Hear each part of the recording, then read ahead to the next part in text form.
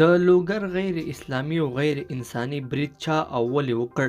ولسمشر غني افغان ځواکونو ته د لوګر د غچ په اړه څه امر کړی دی؟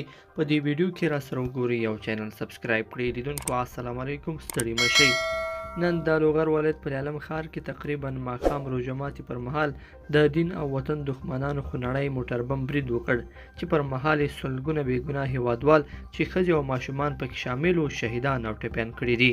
د معلوماتو له مخې په دې موټر بم برید کې تر اوسه تر 150 زیات کسان شهیدان شوي او د ژوبلو کسانو شمیر تر 80 تنو اوښتی دی.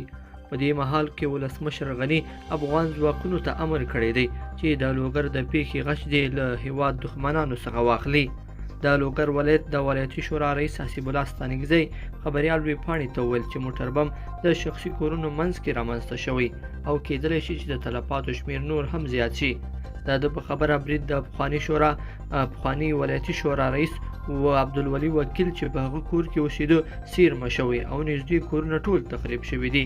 په ورته وخت کې په یو ویډیو کې چې تازه د لوګر ولایت د روغتون څخه د ترلاسه شوي د روغتون ډیرې سیمې تخریب شوي او راوړل شوي ژوبل کسان د مرستې غوښتنه کوي.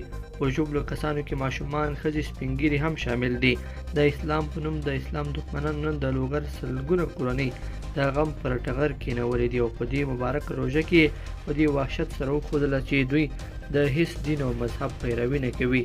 د ټولو افغانانو په ځانګړي ډول له مسلمانانو افغانانو څخه هیله ده چې د افغانستان اسلام او مسلمانانو د دښمنانو دغه برید وغندي.